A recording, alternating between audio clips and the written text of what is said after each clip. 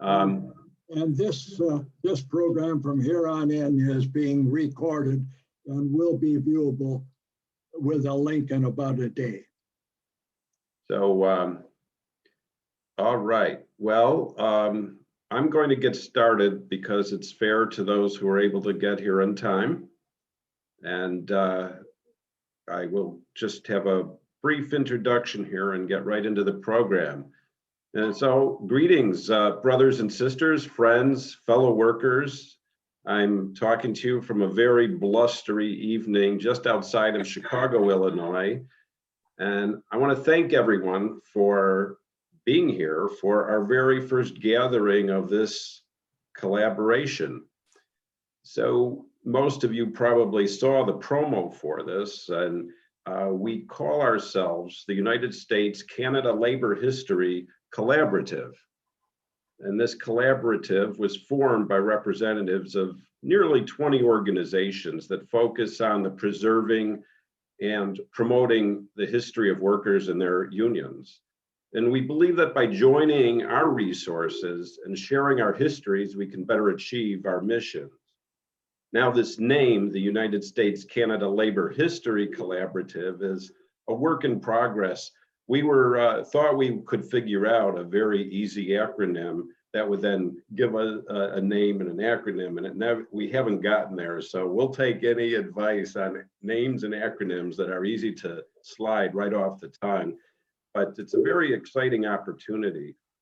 This organization began meeting just about a year ago. It was right before, it was February of 2020, and just before what we call the shutdown, here in the United States. I don't remember if Canada was essentially around the same exact time, but so our first meeting was actually a telephone conference. We weren't up on Zoom at this point. We weren't thinking about Zoom in the way that we are now. So I guess the pandemic has led to some, I guess you could say there's positive and negatives about Zoom, but it in a way brings us together. So workers of the world unite, I guess, is the way that we now have opportunities in ways we didn't before.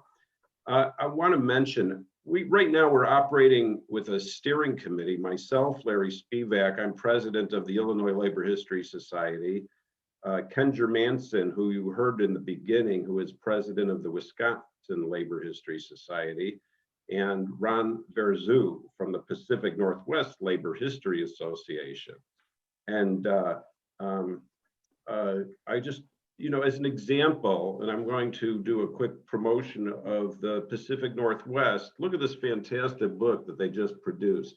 And this is an example of the kinds of things that organizations that are part of this collaborative do. So many things.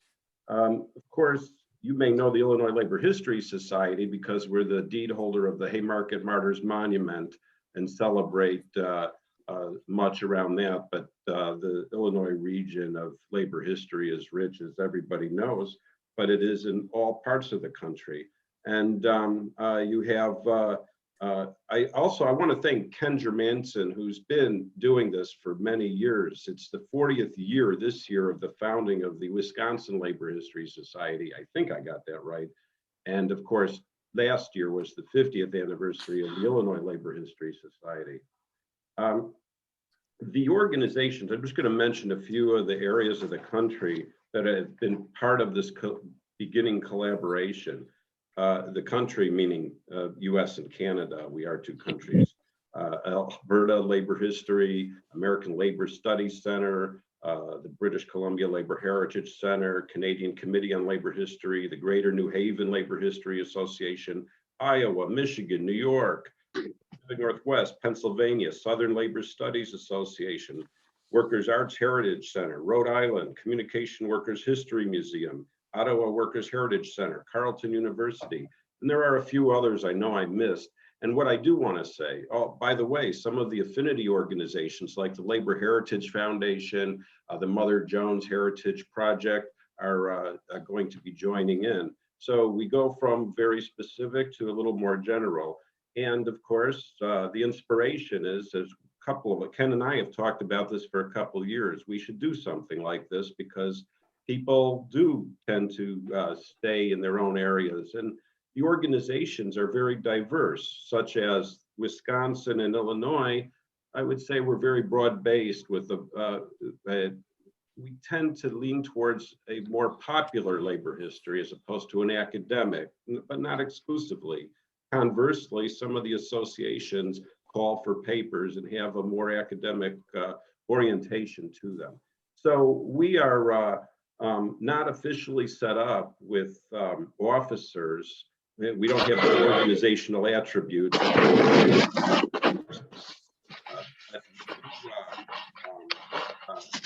We're working. So I want to thank all that are on this. I think somebody was. I think we got that taken care of. Okay, thank you. So going right into the program, our plan is to have each of the speakers say something for up to 20 minutes. And then we are going to go to questions and then a brief wrap up. An hour 15. If it's so robust and people want to stay on a little longer, we'll let who I'm going to introduce in a moment decide how long we stay on for, but hopefully it will be robust. Joey Hartman, who will be moderating the actual questions, is the chair of the BC Labor Heritage Center based in Burnaby, British Columbia. She is the retired president of Vancouver and District Labor Council and previously held a variety of roles in the labor movement. Our first speaker will be Dr. Alvin Finkel. Alvin is a well-known Canadian historian and co-author of a major survey history of Canada used in Canadian universities. His research focuses on labor history and the history of social policy, with an increasing emphasis over time on comparing the Canadian experience with that of other countries, including the United States. He is Professor Emeritus of History at Athabasca University and is the president of the Alberta Labor History Institute. As part of his work for the Institute, he was principal author and editor of the book, Working People in Alberta, A History. Dr. Finkel's latest book is Compassion, A Global History of Social Policy. Our other speaker, who many of you probably on this Zoom probably know of, Sara Nelson, International President of the Association of Flight Attendants, CWA. I did have the privilege, and I don't know if Sara remembers, but in Pullman National Monument 2 years ago, we had a program, and I was briefly on that program, but Sara gave a great talk. And one reason that Sara came to mind when we were doing this was that, you know, not every labor person is familiar with or has the deep appreciation of labor history. And Sara does, and that was one of our reasons. Sara in this first program. I could easily spend a lot of time talking about Sara's background, and I'm going to leave it up to her if she wants to add or modify some of the things that I say. But I understand that Sara is from Oregon, and we have a lot of Pacific Northwest folks on this particular Zoom. My understanding is that Sara, you began as a flight attendant in the late 1990s and quickly became head of the communications wing, no pun intended, of the United Airline flight attendants. And more recently, in addition to all the organizing that you've done, which is one of the incredible things when you think about people involved in the labor movement, is the ability to do collective bargaining, the ability to be part of legislation, community organizing new workers, or as well as internal organizing, and being part of now probably so many associations and committees. We are deeply appreciative that you even found the time to be with us here today. Thanks, Larry. Okay. So when we get started, hopefully Alvin is going to speak first, and laid some foundation for comparing and contrasting the labor movements in both Canada and the United States. And then Sara Nelson will certainly react as she sees fit, but will discuss, I'm sure, in ways in which she believes US labor needs to respond to the ever-changing world of work as and my emphasis, the corporate agenda dominates the narrative. And how do we confront that? And hopefully when both speakers are done and the questions are answered, we'll have a little better sense of how we can learn from each other across the border, which is really one of the basic elements of what this program is about. So at this point, I'm going to turn it over to Professor Alvin Finkel. Thank you. If I can, just before Alvin starts, suggest to make your viewing a little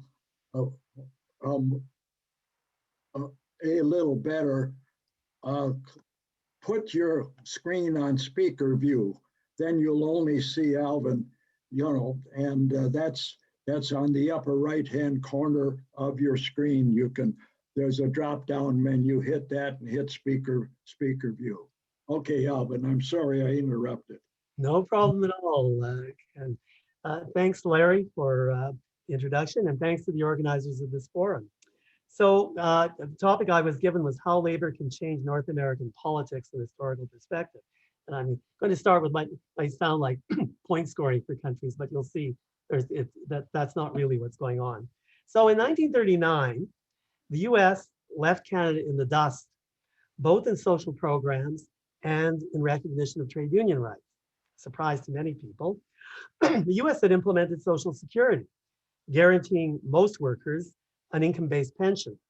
Canada had a mean-spirited, means-tested pension, and in fact, 2 provinces until the late 1950s still had poorhouses. The US had implemented unemployment insurance, though the segregationist South insisted on control by states. Canada would follow in 1940 with a national program, but it was also restricted. The US had the National Aid to Dependent Children program for needy mothers. Canada had nothing like that.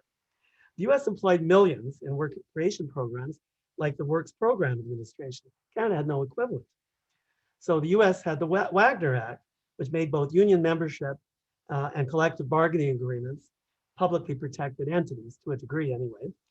Canada lacked an equivalent. Trade union density in 1939 in Canada was half the American figure. Now, some dismissed New Deal progressivism in the United States as kind of an aberration. And, they have this notion of American individualism and opposition to government universal social programs. Well, in terms of Canada, you could point to certain things that would suggest that Canada had been more radical than the US. For example, we had the 1919 Winnipeg General Strike, where that whole city was shut down, and then that spread to a degree to other cities. The US had the Seattle General Strike, but compared to what was going on in Canada, it sort of paled. However, on the other hand, if you go earlier, you see the Knights of Labor. That's had its birth in the US. The Industrial Workers of the World, that started in the US.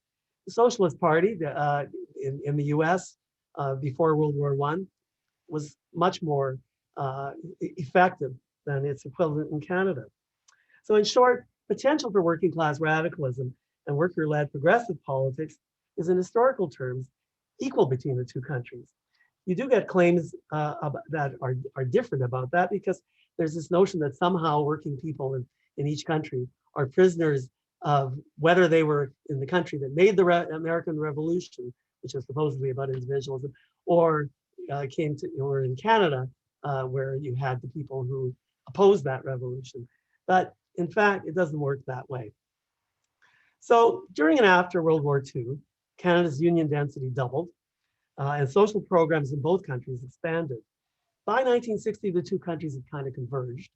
And then by 1970, I think it's pretty fair to say that in terms of both social programs and some protection of trade union rights, not wonderful in Canada either, but the US had been left in the dust, and it's still there. And because I guess most people don't think too far back, you get these arguments to kind of say that, well, the Americans aren't capable of anything else.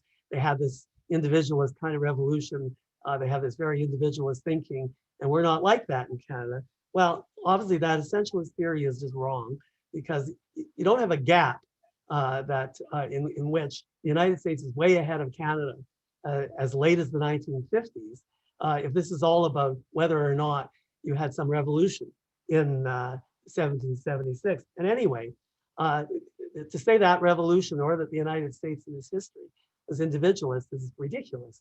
You know, you had slavery and segregation. That's not about individuals. It's the opposite. And then there's US military-based imperialism and the imposition of authoritarian murderous regimes tied to US multinational corporations. That's not much to do with individualism. So why worry about these cliches anyway? Well, they matter because they influence notions on the part of trade unionists and politicians about what's possible in their country. So to the extent that, you know, American unions think, well, we've got to deal with this kind of individualist thinking of our people, they're not going to push for too much. Now, such individualist notions actually are more challenged in political and union circles in Canada, but the extent to which we are, you know, imprisoned as this trading partner of the US really restricts a lot of what goes on in this country. So how did Canada take the lead in social programs in the 60s and union density in the 70s? There's several important factors. One is that while Canada benefited from US imperialism, we didn't have a huge military industrial complex. We were just raw Cold War supporters of the United States and got lots of military contracts. The other is that although we're just as racist as the United States, we didn't have that history of slavery and a large non-white population, other than our indigenous people who, unfortunately, were not even part of our politics to many in the 1960s to a large degree. But ironically, I would argue the biggest reason why the United States failed to gain in social programs after World War II, whereas Canada eventually did, is the labor's reaction in the two countries to the New Deal. In the US, regarding the FDR as their champion, labor abandoned third-party politics and dwelt within the Democratic Party. Now, without saying anything bad about FDR, he had no franchise on that party. It had been and would continue to be a party very much influenced by corporate interests. Nonetheless, the labor people in the US, including the new CIO, figured it was better to work inside that party for progressive change than to build a new party from scratch or try and revive the Socialist Party. But in practice, so then the Republicans end up in 1947 in control of the Congress, and they pass the Taft-Hartley bill, which takes away much of what the Wagner Act was supposed to provide, both in terms of right to unionize and right to strike. Well, when the Democrats got back in control, they didn't do very much about it. So over time, labor's political weakness in the US was demonstrated by states implementing right-to-work legislation. The result of which was by 1954, union density in the United States was 34.8%. In 2020, 10.8, a huge fall. Similarly, regarding medical care, you had the Harry Truman's Universal Medical Insurance Bill in 1945. Labor was not able to get the political will within the US to get that passed. And in fact, by the mid-50s, and a lot of the labor unions seemed to think, oh, well, we don't even want that, because what a great advertisement for getting people into unions is that this is the way you'll get medical coverage. They did support Medicaid and Medicare, but look at Medicaid. It's essentially a third-class kind of medical care, and it's mostly racialized Americans who are the clientele. So the trade union retreat, unfortunately, from the fight for single-payer medical care in the US has occurred at the expense of the poorest and disproportionately racialized Americans. Similarly, in terms of foreign policy, instead of putting together their own, the trade union movement in the Cold War was, some people talk about it as the AFL-CIA. They simply looked at the world in the same way that their government and their capitalists did, and worked, in fact, with the CIA to suppress union movements in third world countries that were regarded as too left wing by the corporate interests. So there are similarities for Canada, but there's also big differences. Canadian progressives, fortunately, in the end, had no New Deal. I mean, as I mentioned at the beginning, I mean, we were living with great individualism, it seems, in terms of our politics. And so in 1932, the various little socialist and labor parties strung across this country formed something called the Cooperative Commonwealth Federation, a third party.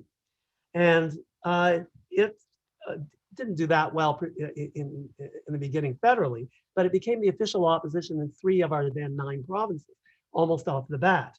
And then during the war, well, our trade union movement started to take off during the Second World War, and the CIO unions in Canada were very important.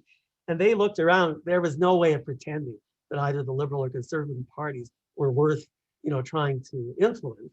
So they supported the CCF.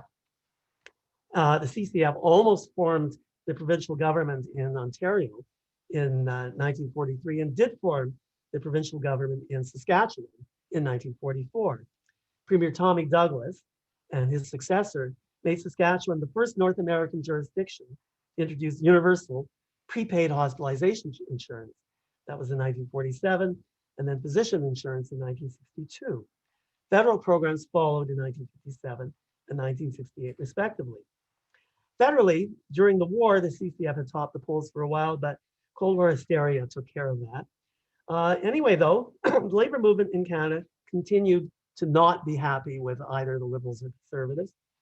And the Canadian Labour Congress, formed in 1956, which was the Canadian counterpart of the AFL-CIO, could make a distinction between, one-party rule, like in the Soviet Union, which they didn't like, and socialism, both in terms of social policy and social ownership, which they thought, in many cases, was an okay idea. It wasn't something that you would always oppose. And so they saw the CCF flagging, and they formed the New Democratic Party in 1961. That party, from 1963 to 1968, held the balance of power in minority federal parliaments. And it was a party that, it structurally was very much run, or not totally run, but had a big influence by the labor movement. The NDP's price for supporting the Liberals was that they implement yet undelivered social policies, because during the war, the Liberals and Conservatives promised to do all the things that the CCF was going to do, but they said, we'll do it without having to nationalize any businesses. So anyway, we got universal, publicly funded and operated medical insurance, geared to income pension, enhanced UI that covered virtually all workers, federal payment of half of provincial social assistance costs in return for guarantees that need alone become the basis for social assistance, and expanded social housing. I'm not claiming Canada became any kind of a paradise, or even say compared to Scandinavia, all that great. But compared to the US, we looked pretty good. So the Liberals, much like the Democrats, were a party with a huge business faction. But during the times when the NDP were had the ability to force the government out of power and force a new election, the Liberals, for 2 reasons, came to the table with them. One, because they didn't want to be thrown out of power, they didn't want to have to go to an election. And 2, when they did go to an election, they didn't want more voters going over the NDP. They'd lost enough. So on Medicare for All, Labor played another important role in Canada. The Conservative government that was in power in the late 50s, early 60s, established the Commission on Healthcare in 1962, appointing reliable Tories. They wanted something that looks like Obamacare, actually. But and part of the argument that was made for why we didn't need a government, a program, except for the poorest Canadians, was, well, you had all these trade unionists, and they all have medical care programs. Well, the CLC and all of the different parts of the movement, were there every time this commission was meeting, and they argued, look, the programs we have are bullshit. They cost a fortune to run. That comes out of our wages, and there's co-pays, exclusions. We'd be much better off with something like the National Health Service in Britain. And meanwhile, the social workers argued that, well, you want to have this kind of program similar to Medicaid for the bottom 15% of income earners. Well, you know what? The people we deal with, they won't, if it's charity, they're not going to go. They don't go to doctors now, even though many doctors will treat them without paying, and they don't go to hospitals. They're ashamed. So either you give us, this full Medicare, or you could be sure that the poor are going to continue not to get medical care. And ironically, it was a report of a completely conservative commission. It would never happen today, but in 1964, that commission called for something like the National Health Service. Well, at that point, you had a Liberal government dependent on the NDP, so there was no turning back. However, the Liberals were very smart. They said, oh, well, the report does talk about how it can be introduced in stages. So we will add to the hospitalization insurance that we legislated in 1957, a physician insurance program and some lab tests and stuff like that. But you'll have to wait later for future stages. Well, it's over 50 years later, and we still haven't had another stage. But nonetheless, when they were in power and the NDP depended on the NDP, the Liberals were, I would say, on the whole, to the left of the Democratic Party in the States. However, when the NDP was almost crushed in the federal election of 1993, the elected majority Liberal government behaved much like the Clinton government, and it was anti-worker. Anyway, then on a provincial level, Labour-affiliated parties have made legislative strides in Canada. An NDP government in Manitoba in 1974 introduced the first and still only universal home care policy in Canada. A Parti Québécois government, the Parti Québécois is a sovereign and social democratic party, it was social democratic at that time, in 1996, introduced the universal daycare program. And it was the PQ that in 1977 introduced Canada's first no scab law. Two other provinces followed, although in one case in Ontario it's been rescinded. It's easy to exaggerate trade union movement influence in Canadian politics, but the union density figures do make a point.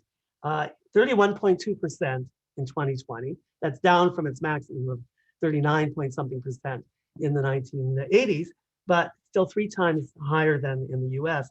And the overall impact of having a strong trade union movement, relatively speaking, is clear when you look at distribution of wealth. When you look at the Gini coefficient, I won't describe it too much, but 0 is if you have 100% equality of distribution. 1 is if one guy has all the wealth.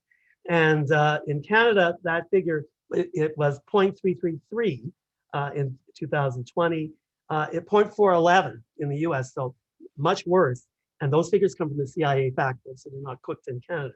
Also from the CIA fact book, Canadian life expectancy at birth now is 3.2 years greater than for Americans, compared to a gap of less than a year in the early 1960s. So should American labor follow their Canadian counterpart and create their own political party? Well, that's not very Canadian to say, obviously. But whatever your political strategy is in both countries, the labor movement everywhere needs grassroots formulation of a clear vision of a worker-friendly, socially just society. You don't leave it to the parties. You have to be doing that yourself, and in a united way and in a grassroots way. Given the head start, though, that the US labor had over Canada and how far behind you've become, I think it's fair to ask overnight that you get everything that Canada has. It's not a socialist country. Why can't we have the same stuff as Canada? That's where it should start. And then struggles over what values and social class relations will prevail in both countries are ongoing. In Canada, the widespread view that we are more community-minded than Americans ignores corporate forces that threaten our social programs and union protection. Canadians need to build greater grassroots involvement in unions and community groups to struggle for greater equality of wealth and power among citizens. In the United States, there needs to be recuperation of the movements for a more egalitarian society that marked the period before 1945 and allowed the trade union movement to expand its influence. The union movements in both countries should work together to create solidarity among themselves in their dealings with employers and their governments to achieve common understanding how to assert the needs of working people for greater economic stability and equality, greater control in their workplaces, and sustainable environments. Thank you. And now over to Sara.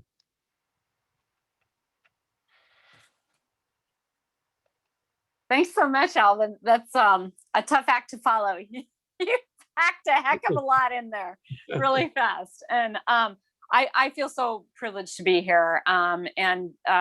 This is of course incredibly enriching for me. I can't help but listen to you and think about the experiences of 100 years ago and what I just came from.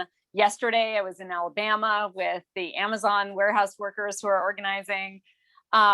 So for those of you who don't know me, my name is Sara Nelson. I am a 25-year union flight attendant and also now the president of the Association of Flight Attendants, CWA AFL-CIO, representing 50,000 flight attendants at 17 different airlines. And I think it's important. Well, let me just start here because I see history repeating itself. And if we could just get through our heads what Mother Jones told us over 100 years ago as she was fighting child labor and ultimately fighting for what became the Fair Labor Standards Act with the minimum wage and overtime laws and getting rid of child labor.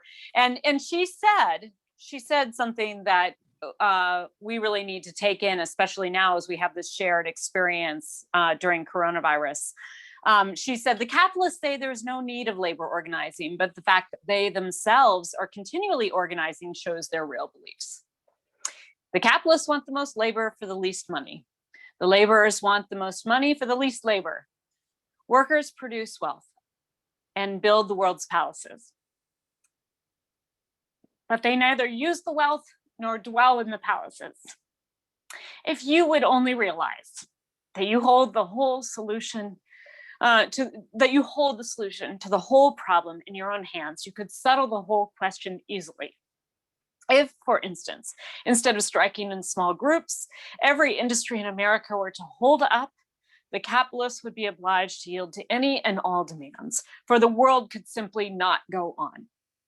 And the truth is that the capitalists were terrified of strikes, and most of the labor law that was put into place was done so on the backs of mass strikes and workers standing up and understanding their power and organizing together. And for example, the United Mine Workers of America, where it was in Colorado, where we had in the mine camp the 28 languages being spoken with immigrants from all over the world. And one of the reasons that the coal barons hired these workers from all over the world is they hoped that they wouldn't be able to communicate with each other.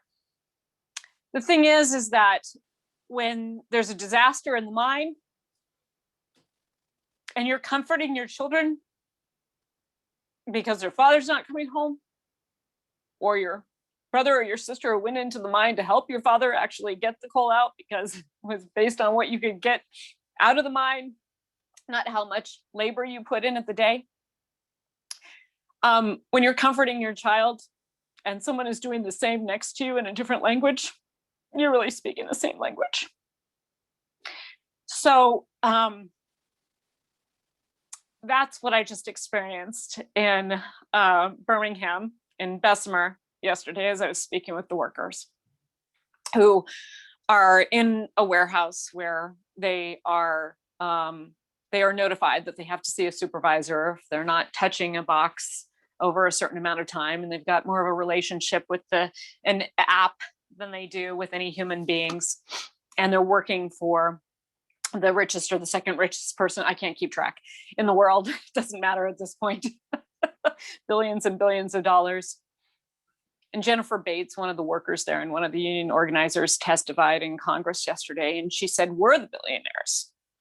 We just don't spend it. I thought she's echoing Mother Jones there. We build the palaces, but we neither dwell in them, nor use the wealth that we create. So I didn't know anything about unions when I became a union flight attendant at United Airlines 25 years ago. But I drove from St. Louis to Chicago when I was working 4 jobs after I had gone to an expensive private school to get my liberal arts education and had planned to be a secondary high school teacher in English.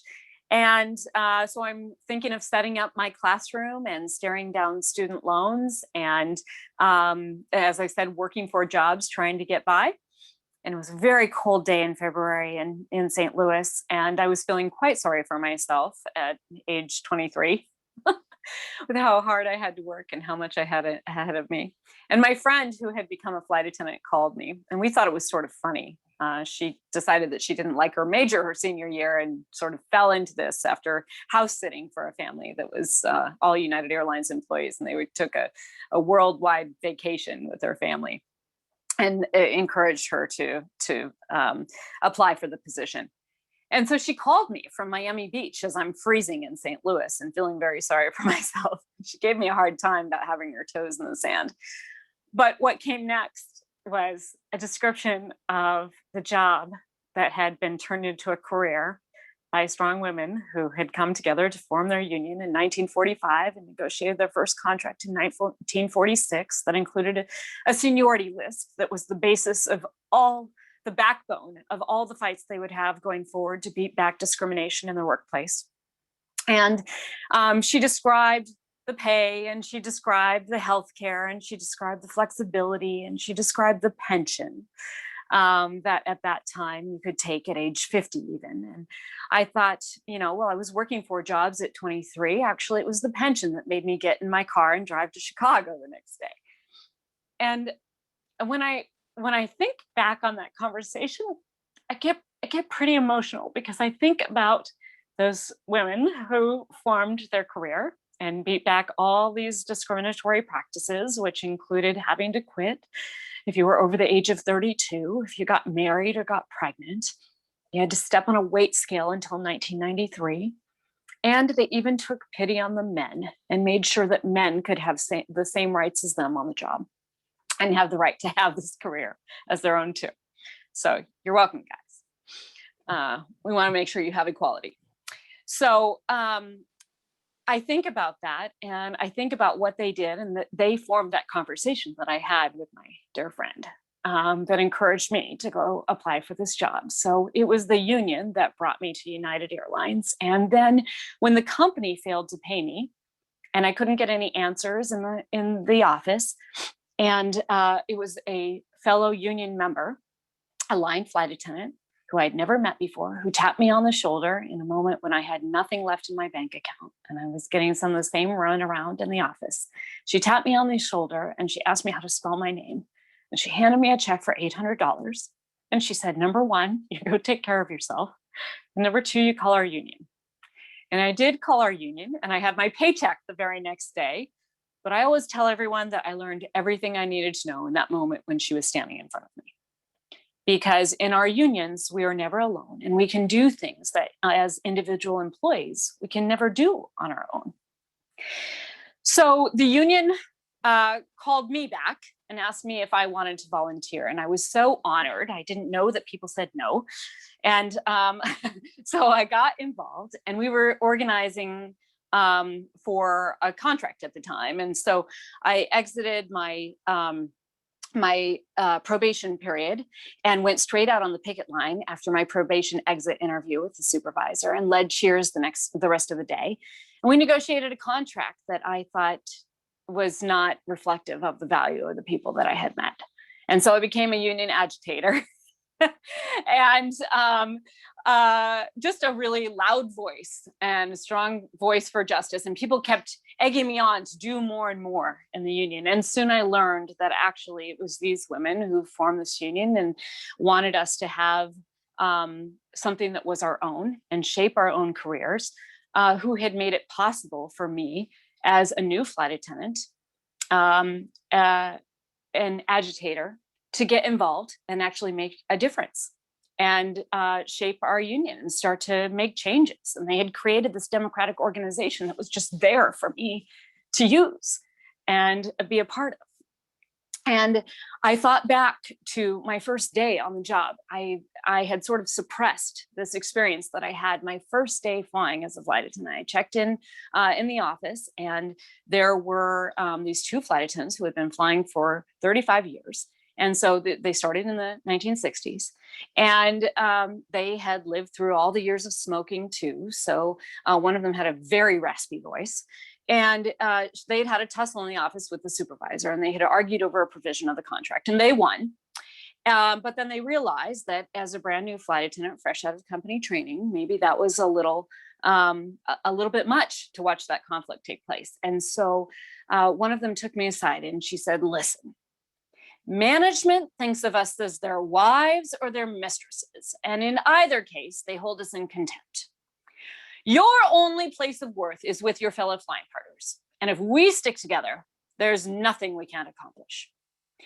And it was that kind of spirit that did take on big tobacco and won in getting smoking out of our workplace, and making flying better for consumers too in the process. And it was that kind of spirit that pushed through all of the discrimination, all of the efforts to cast us aside, made management have to meet us at the table and negotiate a pension of all things, my God, for the women, and healthcare, and we also fought then for the first one of the first contracts that had domestic partner benefits in it. And we then testified in the San Francisco City hearings that led to domestic partner ordinances in San Francisco and put us on the road towards marriage equality. So I think about our union, and I think about the history of the Voting Rights Act and all of the social programs that were put into place. And that was on the backs of workers striking and standing up in their workplace. And in our case, we carved this out in our contract, but then we brought United Airlines to the fight too, because they didn't want to have to be the only corporation that had to provide domestic partner benefits to LGBTQ people. My God, no, they wanted others to have to be able to compete with them. So we brought that power of capital too when we negotiated at the table and pushed forward on these social justice issues. And that made a real difference. That made a political difference. So it's workers who form their unions and fight these battles in the workplaces and find common cause together, even though in many cases we don't even speak the same language. But we understand that we have more in common than anything that can divide us when we form our unions. And the issue then is, as we form these rights and we fight for them, and we even fight bloody battles in some cases in order to get these rights, once we gain those rights and the corporations have to capitulate, after a little while, they don't want to give that up, and they'll challenge that in any way that they can. And so our rights are eroded, for example, with Taft-Hartley, which led to all of the right to work states where we have tried to weaken unions and decrease union density. And they've done that through bankruptcies that they've used as business tools rather than actual reorganizations. And that's been about stripping away pensions and stripping away pay and changing careers forever and the market rate for that labor. And they've done that by creating contract work that had previously been employment at the corporations themselves. For example, at the airlines, the sky cap who checks your bag out in the front of the airport, the people who make the plane food and stock that on the planes, that all got contracted out. And much of the groundwork got contracted out too. And that was about trying to not take responsibility for that labor and also cut those labor costs in half and get rid of union contracts. And they did that also through consolidation and mergers. And so union density has been on the decline, and so has labor law. And so has the efforts by labor organizers to say the word strike. And so they have really attacked our right to strike. They've attacked our right to secondary boycotts and sympathy strikes that would allow us to fight these sorts of things, where they create temporary jobs that are doing the same thing as the person right next to them, but undermining that work with less job security, less pay, less benefits, And then it makes it harder for the person who has the union job still and the union contract to go get further, because the competition of that labor market is getting pulled lower. And so while worker productivity has been on the increase and union density has been on the decline, wages have remained flat, and all that productivity by workers in all over North America has gone to the corporations. And that has made them more powerful, has made them also be able to spend more on politics and shift the laws more to their benefit and allow them to essentially buy politics. And then create voter suppression laws that make it harder for people to actually have a say. So and erode those voting rights that were enacted really on the backs of the efforts of workers organizing together in their workplace and understanding their individual rights to be able to stand up and speak against their employer and have a say. So this is what I saw in Bessemer yesterday, is that workers are saying Amazon is so disconnected from the workers that Jeff Bezos is out there saying, we're for the $15 minimum wage. That is entirely hollow, because in Birmingham, you cannot even rent an apartment on a $15 minimum wage. He doesn't even know what's going on in his warehouse or what those people are facing. And he's bragging about something that is below market rate for the work in that area. And he doesn't even know it. So disconnected, just connected to politics at a superficial level. So those workers are calling bullshit on this system and rising up together and with their community based on the racial justice actions that happened over the summer. And they're organizing in their workplace, and they're taking on arguably the most powerful corporation in the world. And I think they're going to win. But let me just back up for a second. You know, the teachers taught us a lot in the last couple of years before coronavirus, when they had strikes all over red states. And of course, starting with the core group in Chicago, who taught us that we could still have a strike and honor a strike and engage the community and be successful. And that was the spark that lit the fire in West Virginia, that brought people together in every community, and no school administrator would even challenge the strike that was taking place. Strikes are illegal in West Virginia. But as we know, there are no illegal strikes. There are only unsuccessful ones. And when the community and the teachers were joined together, like Mother Jones taught us to do, they won. And they not only won a raise for themselves and improve the conditions for their students, but they won a raise for all the public workers across the state. They generated so much power. And so that caused a spark across the nation for workers to say, I can actually change something. I can actually have power. And we saw a wave of strikes all over the country. And then the government shutdown came, and federal workers who had been told that if they strike, they can even go to jail, when Ronald Reagan fired all the air traffic controllers, and many of them were indicted and were fined or spent time in jail, and they all lost their jobs and their ability to work as air traffic controllers for the rest of their lives. That was hanging over federal workers' heads. And so when President Trump really initiated that government shutdown over his border wall and tried to create a situation where we believed that we were at odds with each other, the very division of a wall between us and Mexico, and a divided political electorate, that there was absolutely no truth in that. And our union saw through it, because our union, on the wave of the firing of the air traffic controllers, and then the strike at TWA with Carl Icahn replacing all the flight attendants overnight, and then being out for years after that, we created a strike under the Railway Labor Act called the Chaos Strike. It's create havoc around our system. And in 1993, we conducted this strike at Alaska Airlines without it being tested in the courts. And what we said was, you're not going to know when we strike. We could strike a single flight. We could strike a whole city. We could strike the entire system. Management won't know. The media won't know. The traveling public won't know. And it was minimum risk on the flight attendants, maximum pressure on management, and we took control of the operation. And what happened was they didn't know what to do. So when we finally struck, after bookings had already dropped by 20% without even having a single person take an hour's deduction of pay, we and management sending all their managers out on the road in case we would strike at any moment. And all of a sudden their managers came back and said, you know, flight attendants actually do have a tough job and were sympathizing with us. we were winning the strike without even striking. They called everyone back and we finally struck. And then they fired the workers illegally. And so we went to court. And when we won in court, and the court said that chaos was legal and the strikers had to be reinstated and they had to be given back pay, management called us on the phone and said, we want to settle the contract tonight. And we said, well, don't you want to meet? And they said, no, we want to settle it tonight. We want to settle it over fax machine.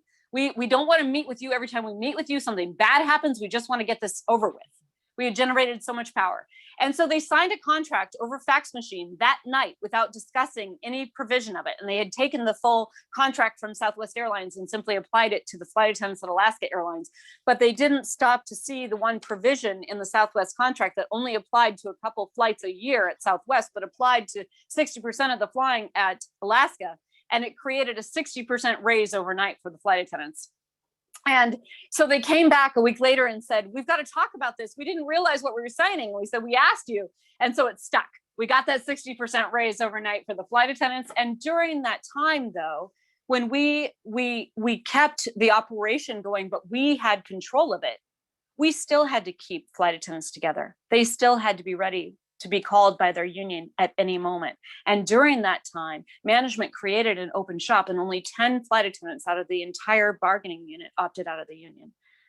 And so we still had to practice solidarity. The strike was our tactic, solidarity was our power.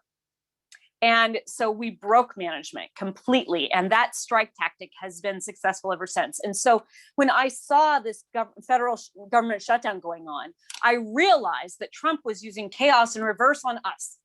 He was having us believe that this was about a border wall, when really what he was trying to do was create a situation where the federal government would be dismantled right before our eyes, and even with our permission, because we were allowing this government shutdown to go on and thinking that there had to be a political solution. And if there was a catastrophe, it would accrue all the benefit to the executive branch, and he would be able to do whatever he wanted. And if government didn't work, he would be able to argue, we don't need this government. And if the air traffic controllers walked off the job, he would fire them. And he would say, we've got to privatize this now. And we've got to privatize all these different functions of government. And that was really what was going on. It wasn't about the border wall at all. It was about accruing all of the power to the corporations and trying to privatize all functions of government. Overnight, he wanted to do what the GOP had been trying to do for decades. And so we said, we've got to take control of this situation. And we said, labor has got to talk about a general strike, and the flight attendants will not work in unsafe working conditions, and we will strike. And the next morning, a few flights started to stop in the New York area because 10 air traffic controllers decided that they could no longer go on and called in sick for work. And, and the package that Congress had voted down the night before was suddenly voted in. The same exact package less than 24 hours later, because we took it out of the hands of a political analysis and put it into the workplace. Start in the workplace and the politics will follow. And so that government shutdown ended not because a few flights stopped in LaGuardia, but because the GOP recognized that workers were about to get a full taste of our power and they couldn't have that. So they ended that government shutdown before we could fully realize the power that we have together. And so this is the spirit that, and what I was taught by these women who created creative tactics, because we had to fight through sexism. We had to find creative ways to get resolutions in our workplace. And this is the labor movement that we can build today. In Bessemer, this is about the fact that in that warehouse, it is 85% Black Americans who are fighting for their rights in their workplace and fighting to be heard. And the Amazon is so tone deaf to this whole thing. They don't even know that Birmingham has major, rich labor history. So when I was talking to these workers yesterday, the older generation was saying, I am so proud that these young workers are finally recognizing that they have power when they stand together. And the young workers were saying, I am doing this because my older generation has told me about unions and how much it meant to them. And I just want to make my father proud. I just want to make my grandmother proud. And so they're claiming their power. And we are on the verge of being able to claim all of the things that the workers 100 years ago in Winnipeg went out on strike for health care, for a living wage, for affordable housing, for immigration rights that treat people as human beings. And so these were all of the issues 100 years ago, but they're still the issues today. And what I hope now is that what we learn from history is that when we gain the labor rights and when we gain these advancements in social justice, because we're fighting in the workplace and changing politics in that way, that we don't lose sight of what Mother Jones also told us, which was, you will fight and win, fight and lose, but you must fight. There is no labor management peace. There never will be, because the capitalists are always organizing for that next crisis. And they see this moment as a crisis that they don't want to waste. And the coming climate crisis is the same as well. And they will push this as far as they can until the crisis is so great that we'll accept anything rather than not be able to breathe.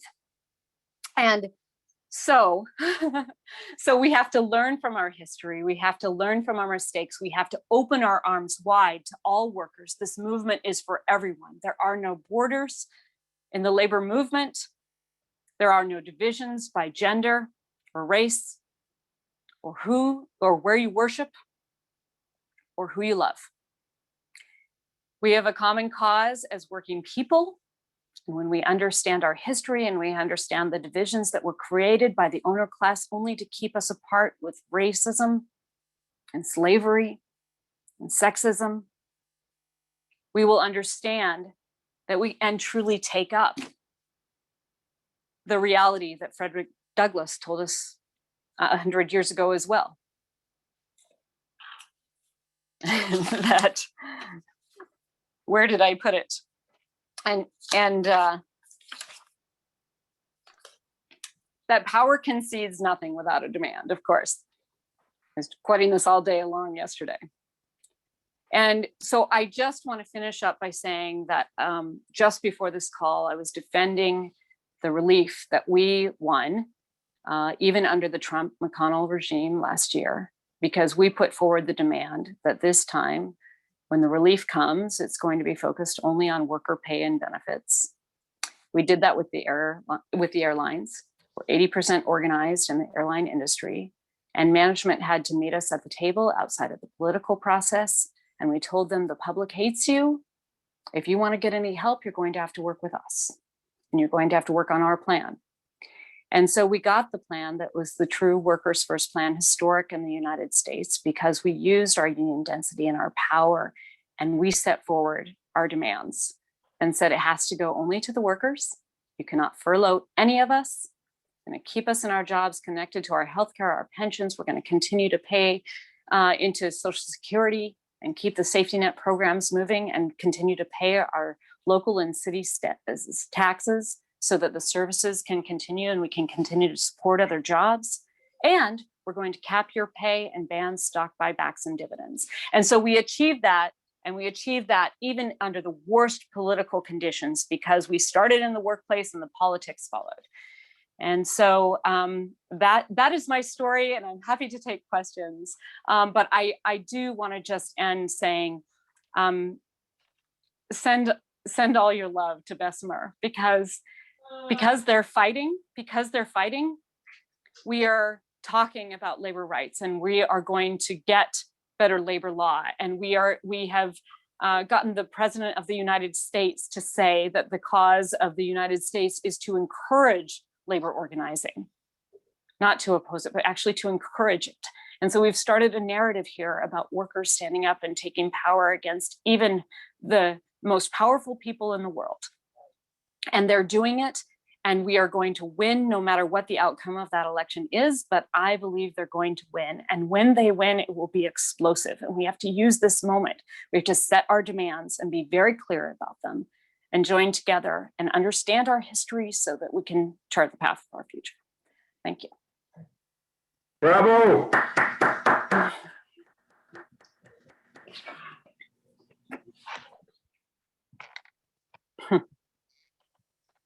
I just saw someone lives a mile or two from the Amazon warehouse.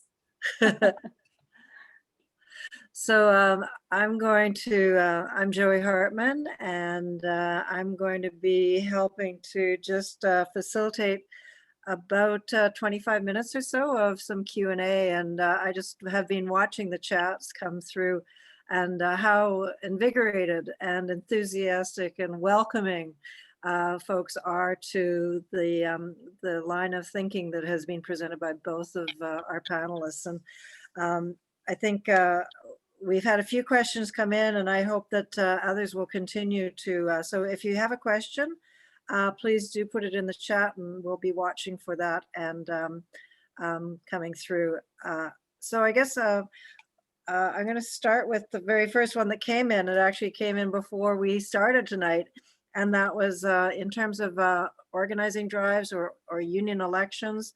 The impact of COVID, not just on this question, but just in general on unionization and activities of labor, and whether or not, I'll ask you first, Sarah, and then see if Alvin would like to comment as well, is a little more forward-looking than historical, but I guess the piece of it is when are we motivated to change?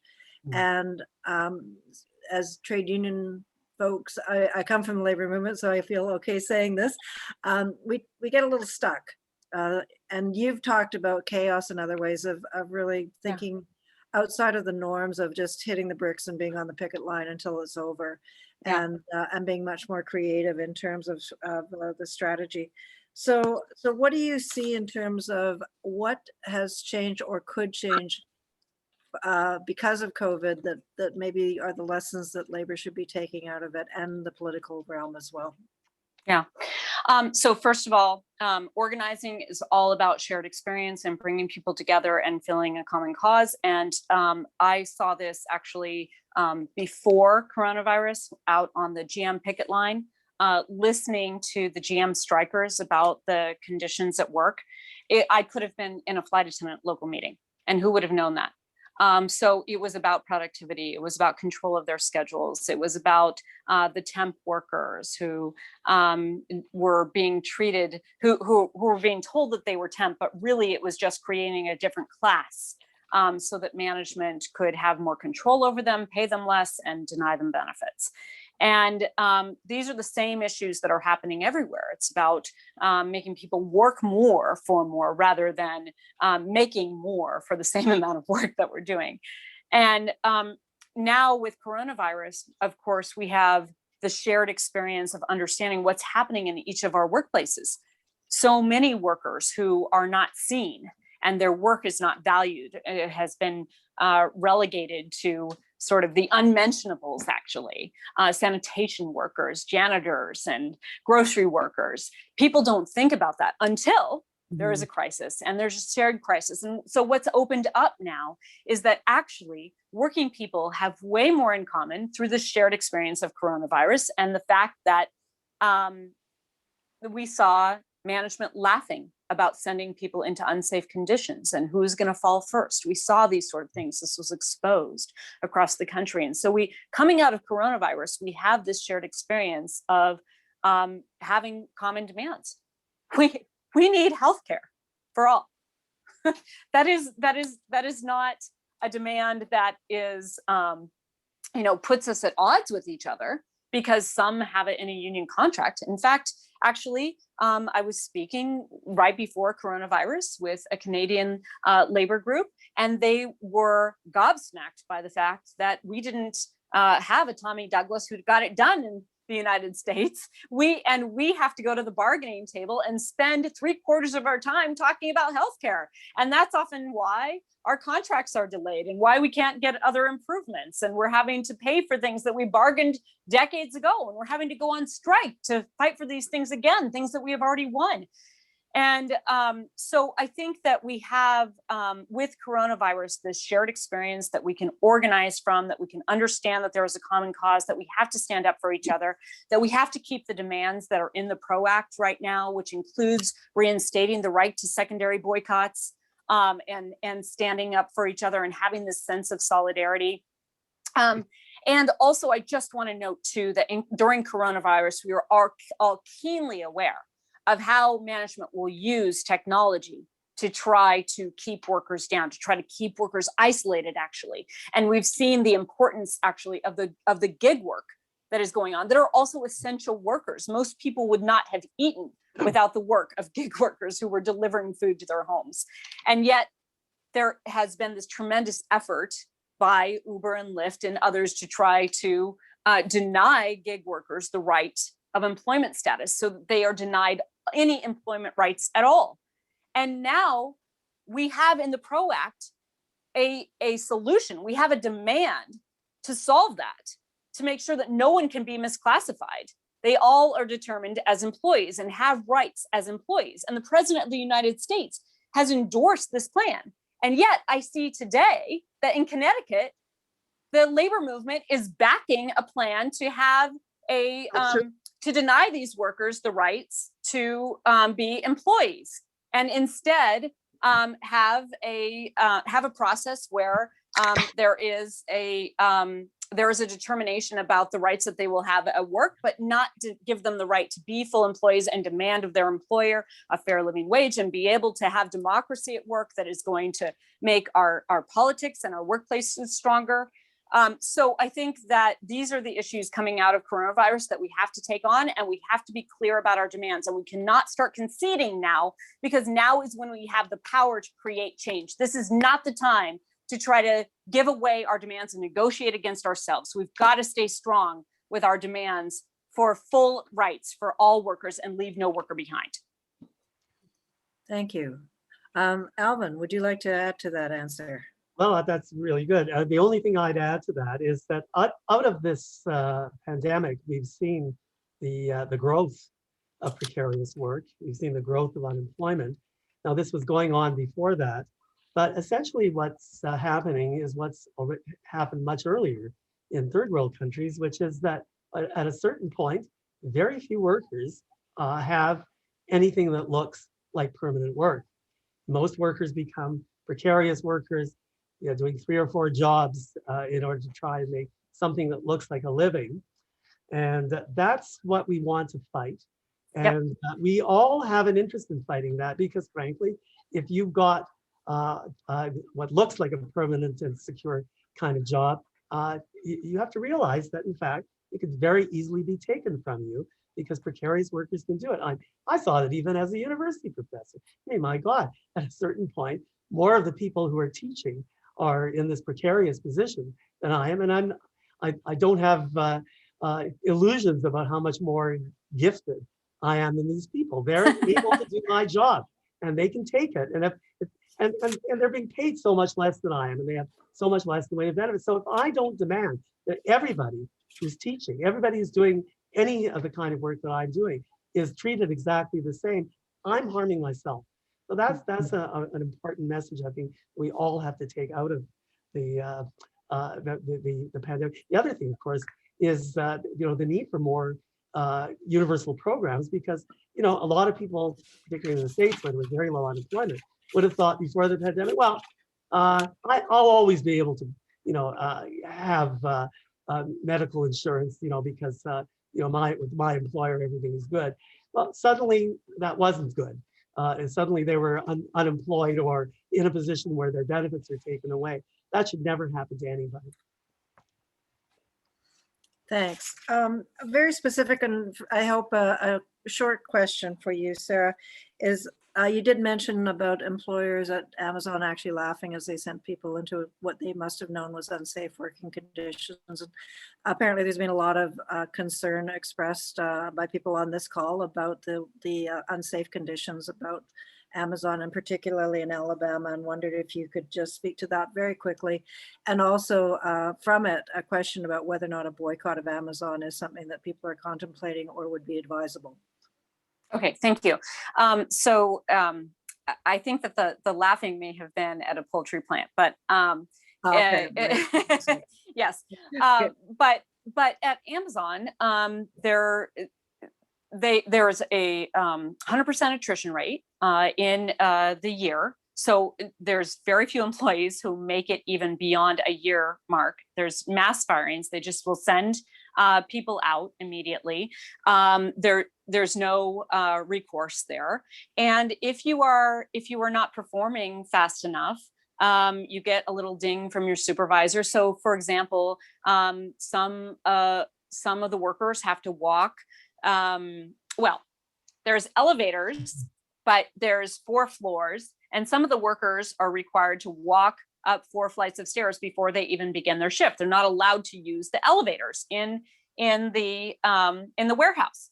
They don't have not given them stools. They're standing on their feet for 10 and 12 hours a day. And when they go to the bathroom, if they take too long, they have to explain to their supervisor why they couldn't get back fast enough when there's only 2 stalls that are somewhere near them. And if those are occupied, they've got to run another football field away to get to the next bathroom. So these are some of the issues. Can I just ask, because I've got a little bit of COVID brain. I had coronavirus myself in January, and sometimes I'm forgetting, but what was the second part of that question? Oh, about the boycott. So whether or not there should be a boycott. So thank you so much for asking that, because of course, sometimes when people want to jump in and help, it's really important to ask the organizers on the ground what's helpful. And a boycott is not helpful because, of course, the first thing that the company does is they third party the union, and they say that the union is not interested in the corporation's success. And so that's going to cost you your job. They're not interested in your jobs. And so the messaging around a boycott of Amazon is badly timed and not in the spirit of the kind of conversations that they're having with the workers. This is not about trying to destroy Amazon. This is about trying to make Amazon a better place to work. And for the workers to share in the billions that they're creating. So yes, no, a boycott is not advised at this time and not helpful, and actually contrary to the messaging in the organizing drive. Thank you. One of the couple of the questions actually touch on a lot of what both of you have talked about are really where people have moved. Well, I guess it's the juxtaposition of mobilizing workers and self-organizing as well, grassroots organizing, versus the legislative arena that both of our countries operate. I'm going to give this one to Alvin first. Is just to talk about where you've seen the labor movement be most successful, and whether or not you attach that to either of those approaches. Well, you need both. I mean, frankly, you don't impress legislators when you're a small movement. So, I mean, the organizing of lots of workers and having very active unions whose members are very politicized is what makes a difference in terms of politicians. As I indicated, for example, in terms of getting Medicare and other things out of the Liberals, it was because they were afraid to lose their voters to the NDP. But frankly, even if we look at NDP governments, some of them have not been very good to labor because labor gets lazy, and it just isn't pushing them hard enough. I would say, for example, it was a pleasure, frankly, to be honest about having an NDP government here in Alberta, which is like the Alabama of Canada. But for 4 years, we had a lovely NDP government. It was nice having people who kind of more or less shared my values running this province. But on a number of issues, I thought they behaved very badly. For example, we have legislation in this province, we're the only place in Canada that has this, where forming a phony company in order to get rid of your union is legal, and that's really almost destroyed the construction unions in this province. And the NDP was somehow convinced that it would cause certain chaos in the construction industry if they got rid of that, even though in opposition they'd always totally opposed it. And they were told actually at the time by some of the leaders of construction, well, there goes our NDP government. Our members aren't going to vote for you. You know, they'll stay home rather than vote to, you know, to keep you guys in there. Well, so, you know, you need to be telling them that, and you need to be doing the kind of on the ground organizing that makes the politicians, who often, even if they come from your background, you know, get very comfortable. It makes them feel that, you know, that you're going to punish them if they don't do your bidding. You'll take away their nominations, or, you know, you won't work in the next election for them, you know, that kind of thing. So I think it's both. You know, I mean, you need that grassroots organ. But look, in the long term, we want to get rid. I do anyway. I want to get rid of the capitalist system. I don't want capitalism. So I do want people to get involved in politics too. You know, because, you know, I mean, if you have a major depression again, for example, all your unions are going to collapse in that. So, you know, you need both. Yeah. All Yeah, right. Same question to Sarah, but I'm going to add you, if you could also speak a little bit, the PRO Act. Somebody specifically wanted to know your thoughts about that. And as a Canadian, I have to confess, I don't know what that is. So. Okay. Okay. So the PRO Act, first of all, during the Obama years, we had a president who was willing to say the word union. But yay! But there wasn't much action beyond that, and the demand from labor was for the Employee Free Choice Act, which was mostly about card checkoff, which was about really getting more union members by allowing unions to be formed once you hit a majority of workers sign up, and not necessarily getting to elections. I think generally it should work that way, except that I think that the PRO Act is much more power-based. It's about restoring the right to strike. It's about making sure that once workers do organize, they have the ability to get a first contract, so that corporations can't just wait them out and not see the results of their organizing campaign. It's about holding managers and companies accountable right away for any sort of retaliation or interference with workers' rights, free and fair rights to join a union. So it's not about waiting to the end. For example, Amazon right now has taken a mailbox and put it on company property and told people to vote there, even though the board told them that they couldn't. And that won't be adjudicated until after the election is over, after the harm has already been done. And they'll know that with the attrition rate in the warehouse, if they can just outweight the workers, that they'll win. So they don't care about violating the laws. So the PRO Act will get at that, to be proactive. My husband will get at me. He's like, that's not a word, Sarah. But anyway, but it's proactive in taking on the management and the capitalists while they are interfering with the workers' rights, not after the fact, not so that workers have to have enough stamina to be able to get through all this interference and intimidation. The police presence that is at the warehouse right now, because the company can have them there, the fact that they can buy local politicians and actually get them to change the timing of the light outside the warehouse so that the union can't talk to people while they're stopped at the light leaving the facility.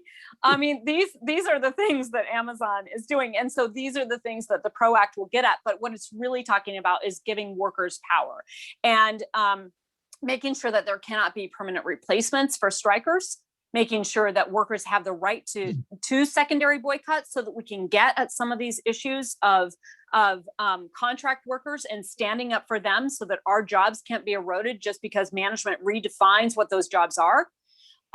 Getting at the fact that regardless of your immigration status, you have these rights as a worker, and that can't be interfered with just because of your papers.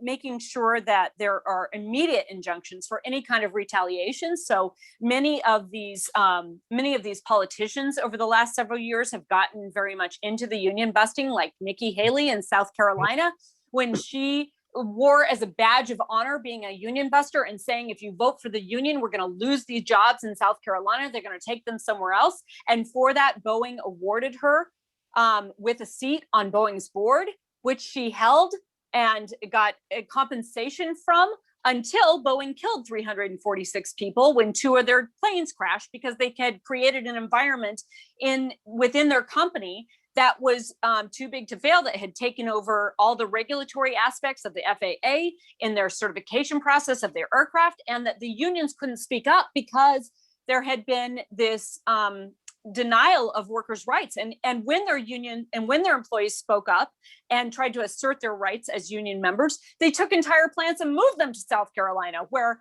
they would be away from the union and away from the union contracts. So she ran for the hills after they killed 346 people, by the way, and left her seat on the board.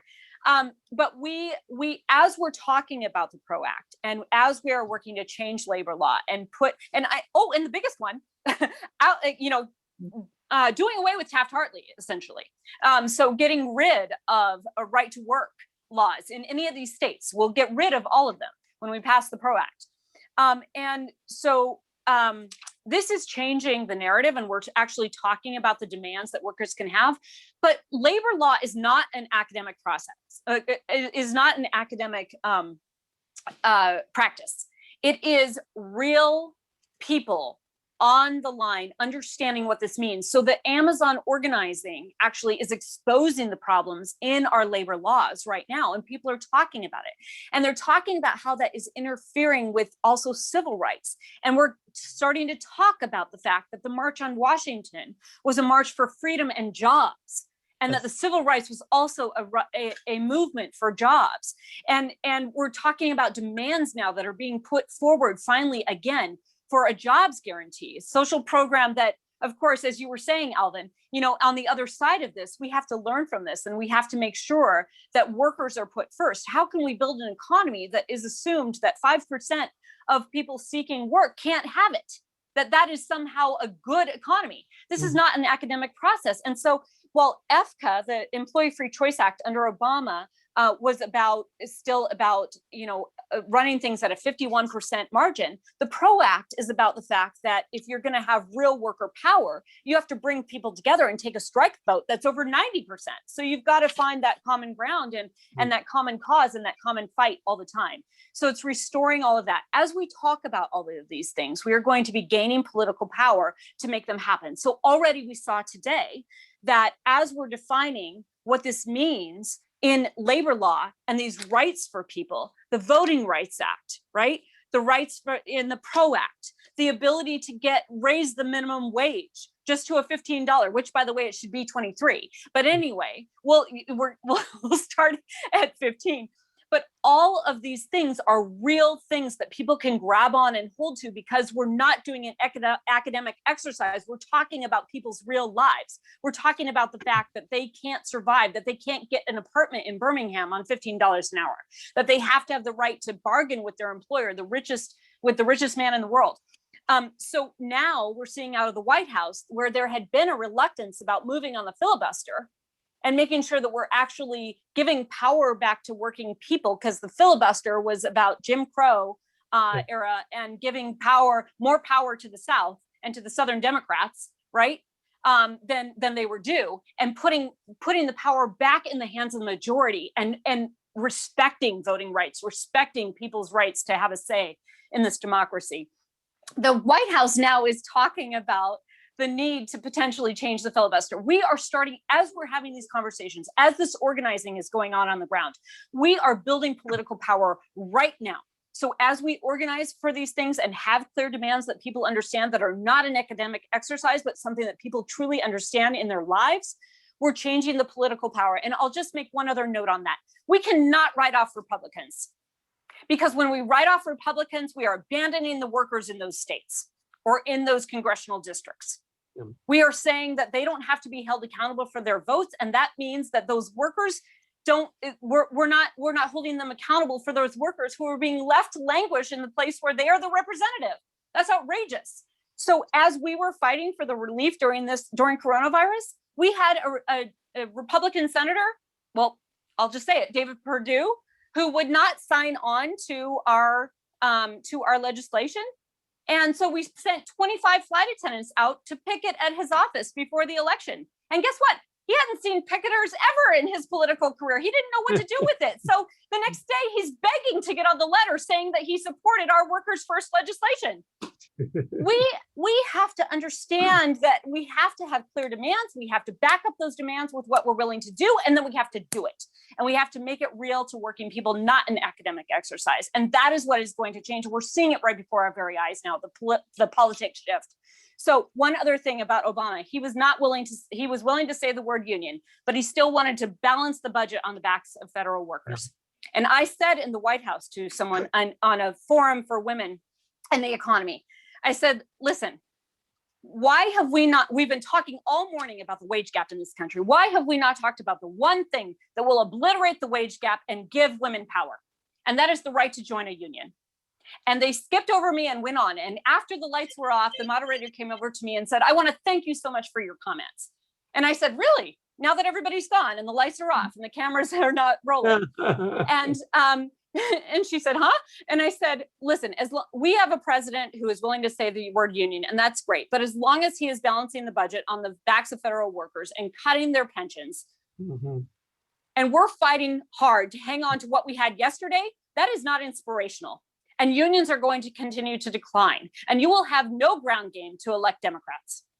And she said, I never thought of it that way. But they're thinking of it that way now, because workers are on the move and striking and making clear demands and organizing.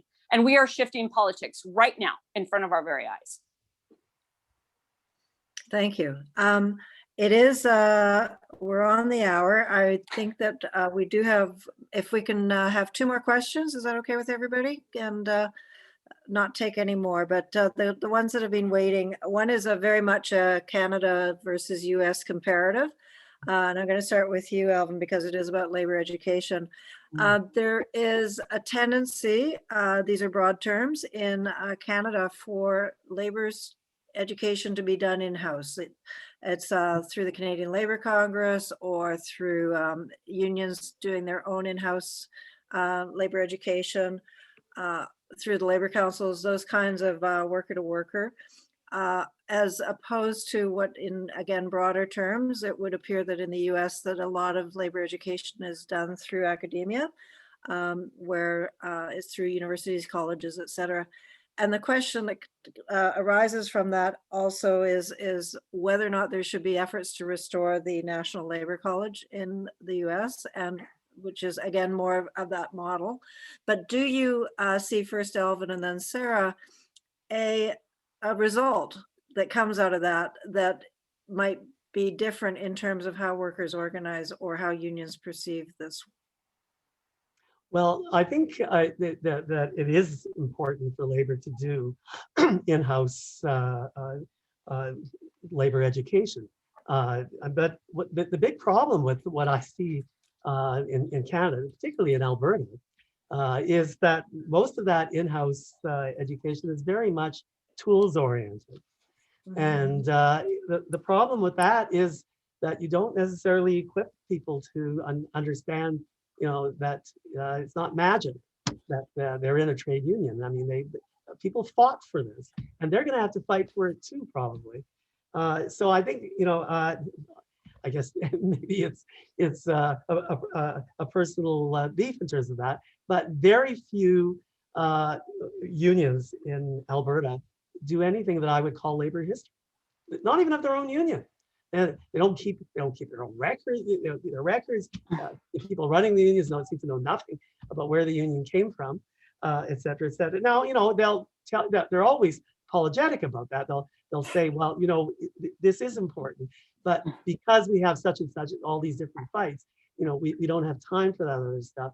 But I think the point about that is that you're not well equipped for the fights if you know nothing about what's happened in the past. And you do get too much of this kind of thing. I mean, often, you're talking to labor people, they're shocked, when governments are going after them. They're shocked when an employer who they thought was not so bad is suddenly the worst employer in the world. And, I mean, there's a level of naivety there that a greater focus on labor history and study of capitalism, I think, would help. So I do think that stuff should be going on inside the labor movement. I do think also, though, and this is certainly true, like in our organization, the Alberta Labor History Institute, you want a marriage of the unions and labor educators, from academia. I mean, obviously there's different mandates, and certainly some of the people who in the universities are in cloud cuckoo land. But often the people in the unions themselves, they know something about the experiences that they've had. They often lack an important context to put it in. So I call for a combination of the two, really. Thank you. Sarah. Yeah, agreed. I'm just going to try to make this very short. I'll go back to start in the workplace and the politics will follow.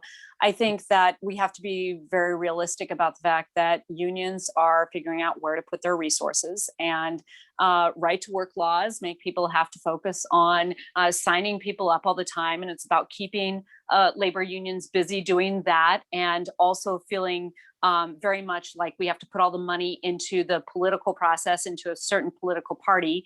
And so all the resources are going there, as opposed to focusing on an organizing model where we're constantly organizing and bringing members in. And when you do that, there is a natural desire for that labor history too.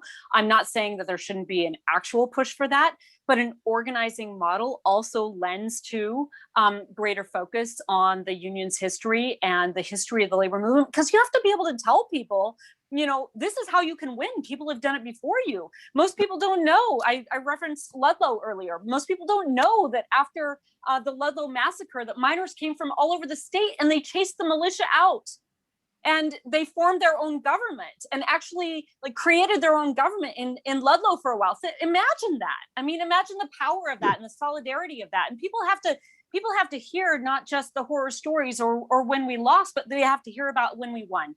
And so I just think that as we shift more to an organizing model and where unions are putting their dollars, and we're shifting the politics because we're focused on bringing the workers together and making this a worker-led movement, that we are also going to support a kind of movement that actually celebrates that history and puts dollars and resources towards keeping it up and engaging historians and making historians a part of our unions and celebrating that and really just making it a priority with the resources that we have through our dues dollars or other organizing for funds that we want to do.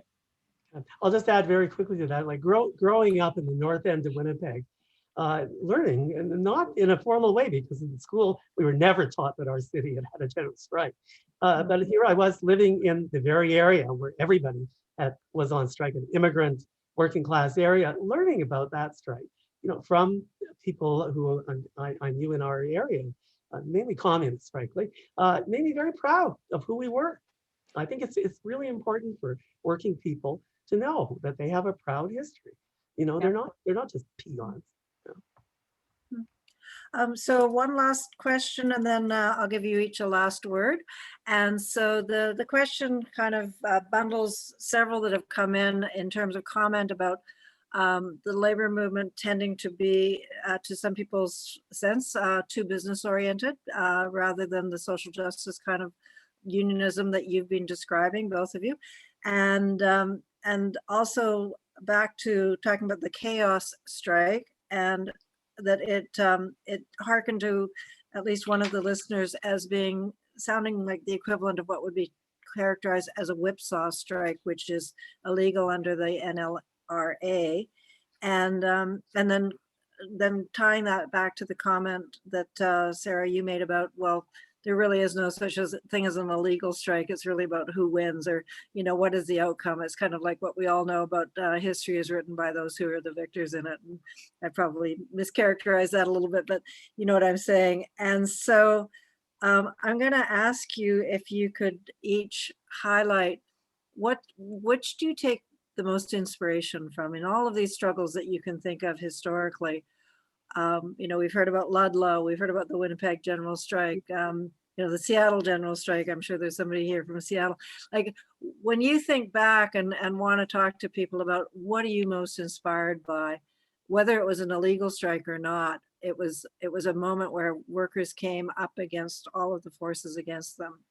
And so where do you take your greatest inspiration? I'll start with Sarah, then ask Alvin, and then I'll give Alvin a last word and Sarah a last word, and then we'll go back to Larry to close the evening. Well, that's a tough question about where do I take my greatest inspiration, but I actually I'll roll this into the chaos story, and that is that these Alaska flight attendants, we told them, we said, under the RLA, we have the right to intermittent strikes, and so we're creating this new strike tactic that no one had ever tried, that people told them was not being tough. You know, it wasn't the image of the tough labor standoff, but really it was the toughest thing of all. One thing that is not well known, is this being broadcast? This is like public, right? Okay, well, It is being anyway, recorded. all Yes. right, let me just say it this way.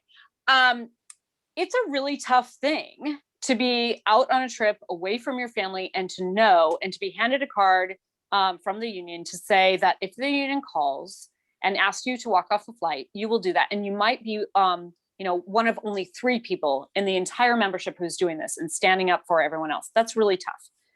And there were only ultimately 25 flight attendants who were called on to strike at Alaska Airlines.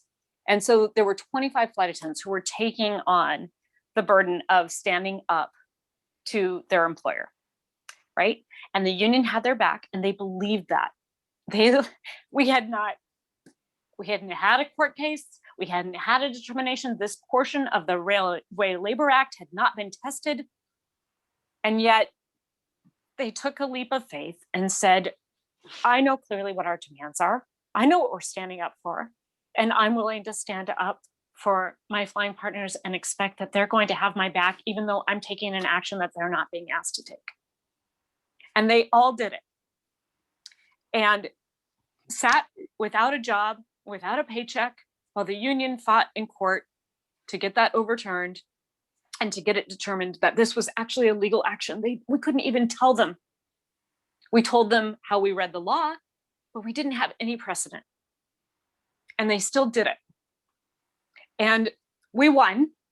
And I have to say that taking those risks and being willing to take those risks and defining clearly what the demands are, adding urgency to that and backing that up with what you're willing to do, all leads to a place where you can do things that have not been tested before, that you're not certain you're going to win. But if you understand that power is not a limited resource and you're willing to use power, and those with money have money and control, but we have the power. When you use power, you build power. Because I always say that sometimes you have to beat it out of them. Sometimes they have to just remember the beating they'll take if they don't deal with you fairly. But at the end of the day, you have to make management weigh the risk of not dealing fairly with you. And if you're not willing to take that stand every single time and make sure that they know that you're willing to take that stand, that will slip. And that power will slip away from you because you'll be handing it over to them. So that is what gives me inspiration, but also gives me a tremendous thrill, because it's like going on a roller coaster and you're not sure if you're going to stay in the car. But you know that that when you're done, you're going to be so filled with inspiration and energy that you do it anyway. And sure enough, you win. And so I think that that is where I gain my inspiration. And that is what we have to remember, that when we come together and we use our power, it only grows stronger, because management will remember that beating that they're going to take. And just like they did in Stop and Shop on the West Coast, after the East Coast had beat them to hell 2 years ago, they signed that contract that union members said was the best of their career, because the risk was too great that they were going to lose money again, and the union was going to beat them because the workers were together and their solidarity was going to win the day. And so that's what I would say. Okay. Well, obviously that's an important one. And that is and that is not business unionism, what I just described. That is not being the HR solution for the corporation. So that's the alternative. There you go. Alvin. Well, I would say the gainers strike that we had in Edmonton in 1986 would be the greatest inspiration that I've ever had. I mean, here were workers in a slaughterhouse, largely immigrant and largely women.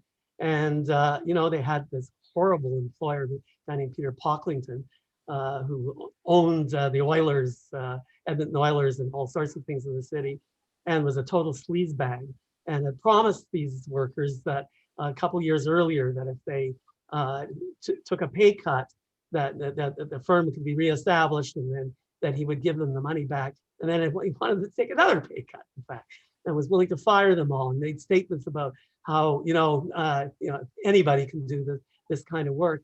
And these women really showed, and men on the picket lines, that what that they were willing to fight for. And there was incredible solidarity from the other unions in the city, greater than anything we'd seen before and since. And it was very inspiring. And some would say that the degree of victory that they had after 7 months on strike wasn't excellent, but it was something. They got their pensions back. They did get a small wage gain. But the main thing was that they got their dignity back, because they were dealing with this absolutely ruthless creep capitalist who, had total support from the government.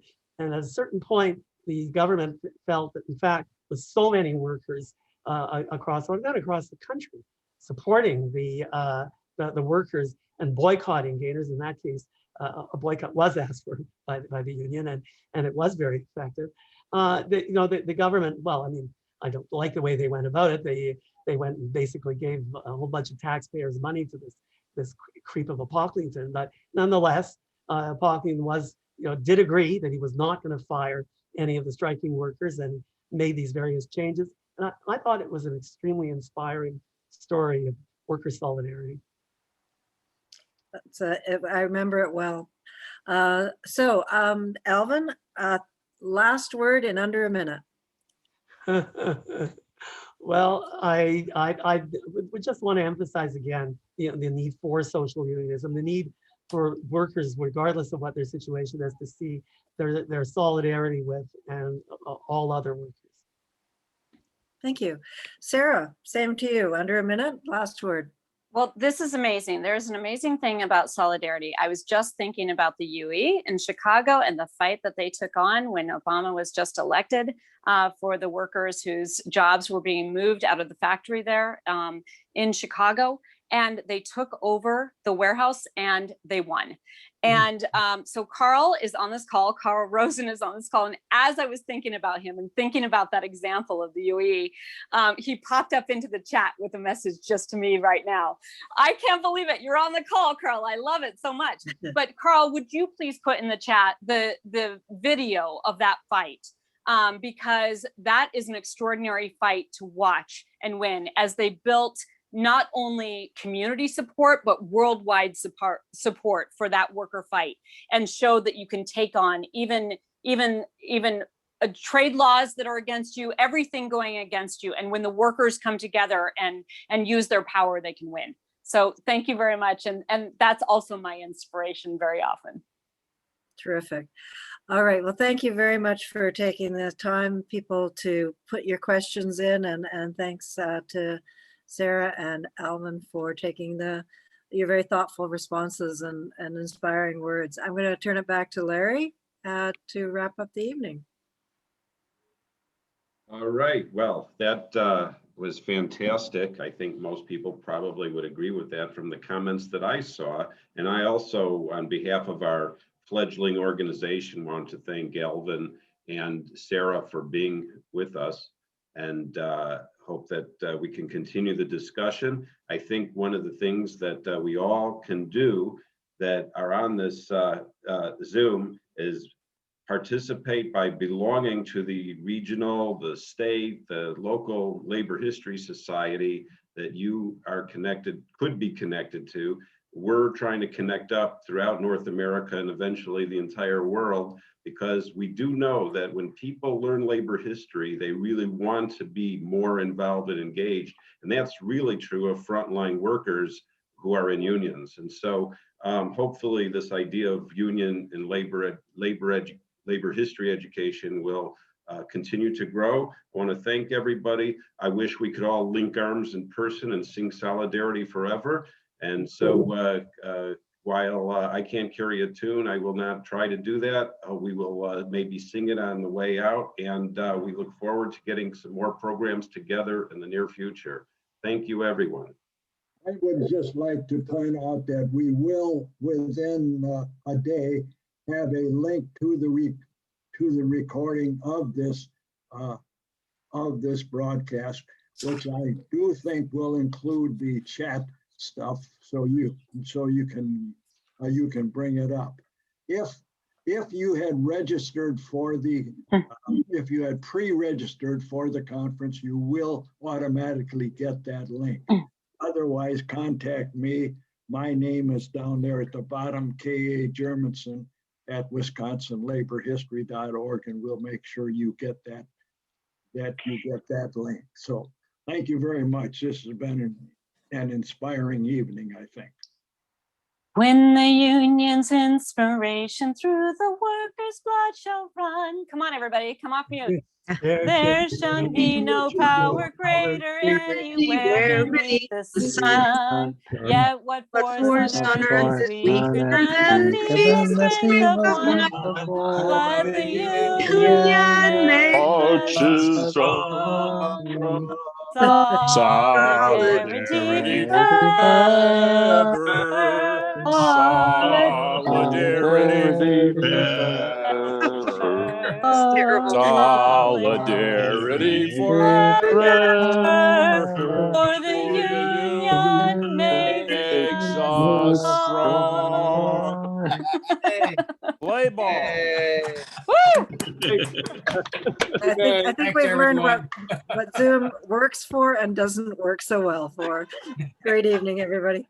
Good night. Thank you. Bye-bye. Thank We you. will keep the room open if people want to jabber for a short while.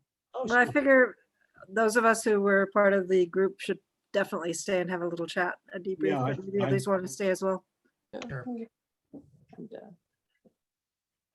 So anyway, what do you think? Well, I enjoyed it.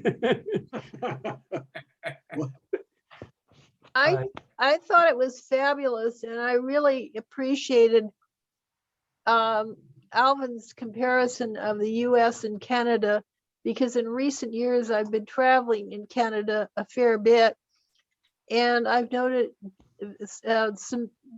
Canada is more different from the US than most US residents realize. I really like Canada very much, but I appreciate there are things that Canada does much better. The way they welcome